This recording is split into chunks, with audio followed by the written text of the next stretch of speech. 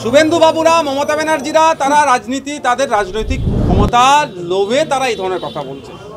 বাংলা আমি অংশগ্রহণ করব, কিন্তু ব্যাপারটা হচ্ছে কেন্দ্র সরকার বিল নিয়ে এসে, অ্যামেন্ডমেন্ট নিয়ে এসে কী করতে চাইছে, এই সম্পত্তিগুলোকে হাতিয়ে নেওয়ার চেষ্টা হচ্ছে। ফলে এগুলো পরে এটাকে পুঁজিপতিদের হাতে তুলে দেবে। আর রাজ্য সরকার এই সুযোগটা, এইটাও তাদের জন্য পিক টাইম, মুসলিম মন পাওয়ার জন্য, মুসলিম ভোটটাকে সুরক্ষিত করার জন্য অনেক মেকি দরদ দেখাচ্ছে। হ্যাঁ, আমি মেকি দরদ এই জন্যই বললাম, রাজ্য সরকার ডেটা এখনও দিচ্ছে না কেন? 2011 থেকে 2024 এই সময় কত বিঘা সম্পত্তি উদ্ধার হয়েছে ওয়াকফের? আমি আপনাদের বলছি, উদ্ধারের থেকে দূরের কথা, সম্পত্তি বেহাত হয়েছে। রাজ্য কলকাতায়, উত্তরপ্রদেশের পরে সব থেকে কলকাতায়, ওয়েস্ট বেঙ্গলের কলকাতার ভ্যালুয়েবল প্রপার্টি আছে, প্রাইম প্রপার্টি আছে, সেইগুলোকে রাজ্য সরকারের আমলে লুট হয়ে যাচ্ছে, লুট করেছে। অনেকে আছে, পশ্চিমবাংলা বিধানসভায় অনেক সদস্য আছে শাসকের, যারা ওয়াকফ সম্পত্তি লুট করে রেখে দিয়েছে। এর বিষয়ে এদের চর্চা হয় না। টিপু সুলতানের বংশধরের ওয়াকফকৃত কবরস্থানের ওপরে, টিপু সুলতানের বংশধর ওখানে শুয়ে আছে, ওয়াকফকৃত সম্পত্তির ওপরে প্রাসাদ সময় বাড়ি বানাচ্ছে। তফসিয়া থেকে শুরু করে বিভিন্ন জায়গাতে ওয়াকফ সম্পত্তিগুলো লুট হয়ে যাচ্ছে। এ নিয়ে ওদের কোনো মন্তব্য নাই। এখন শুধু হই হই করছে, কারণটাই ওটা হচ্ছে মুসলিম মন পেতে হবে। সে ক্যাকা ছিচির কথা আমরা ভুলে যাচ্ছি না। সিএর বিরোধিতা করবো, ক্যাকা ছিচি করলো, আর যখন ভোটাভুটি হলো পেছনে দরজাতে পালালো। ঠিক হয়তো এইটা করতে পারে, তবে এক্ষেত্রে যদি এই ধরনের করে, বাংলার মানুষ কিন্তু জবাব দেবে। এখন আমি শুরু থেকে বলছি, এখনও বলছি, আগামীতেও বলবো, আরজিকর কাণ্ডে যে ঘটনা ঘটেছে, আরজিকরে যে আমাদের তিলোত্তমা, আপনার নির্ভয়া, যে যাই বলুন না কেন, যে তাকে খুন করে, ধর্ষণ করে, যে ঐতিহাসিক তারপরে আক্রমণ চলেছে বা তাকে আমাদের কাছ থেকে কেড়ে নিয়েছে, এটা হচ্ছে কারণটা কি? কারণটা একটাই, সেটা হচ্ছে এই তিলোত্তমা সমাজের জন্য কথা বলেছিল। হসপিটালে যে অন্যায় অবক্ষয় হচ্ছে তার বিরুদ্ধে কথা বলেছিল। যে সমস্ত অরাজকতা চলছিল হসপিটালে তার বিরুদ্ধে কথা বলেছিল। অর্থাৎ আমাদের জন্য, সোসাইটির জন্য কথা বলতে গিয়ে ওখানে আক্রান্ত হলো। আক্রান্ত শুধু নয়, তাকে খুন হতে হলো। তাই আমাদেরও দায়িত্ব তিলোত্তমার পরিবারকে বিচার পাইয়ে দেওয়া।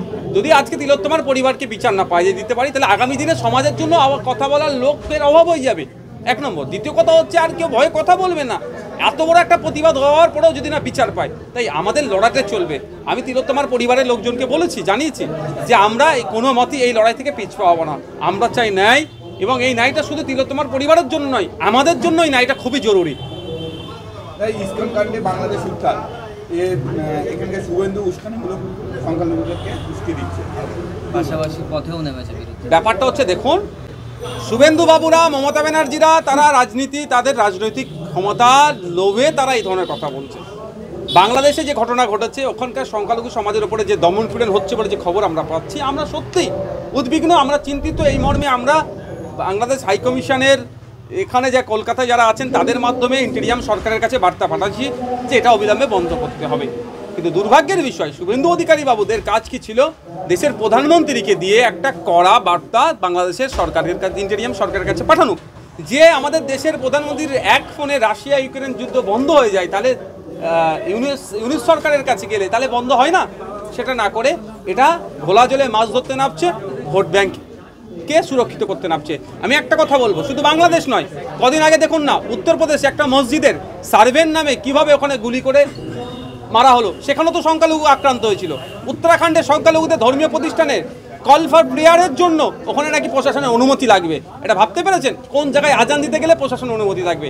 আজকে শুধু উত্তরপ্রদেশ, বাংলাদেশ, মণিপুর দেখুন, সেটা নয়, সারা পৃথিবীতে দেখবেন কিভাবে সংখ্যালঘুরা অত্যাচারিত হচ্ছে সংখ্যাগুরুদের দ্বারা। যেখানে কালো চামড়ার মানুষ কম, আমেরিকায় সাদা চামড়া তাদের উপরে আক্রমণ করছে। যেখানে ধর্মগত, জাতিগত, বর্ণগত, সাংস্কৃতিকগত, ভাষাগত যারাই সংখ্যালঘু, তাদের উপরে এই ধর্ম নিপীড়ন চলছে। এটাকে বন্ধ হওয়া দরকার। আবারও বলছি, বাংলাদেশ থেকে শুরু করে মণিপুর এবং উত্তরপ্রদেশে যে ঘটনায় রিসেন্ট ঘটে যাচ্ছে, এগুলো বন্ধ হওয়া দরকার।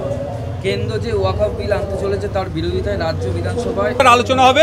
2 দিন রেখেছে, 2 তারিখ 3 তারিখ রেখেছে।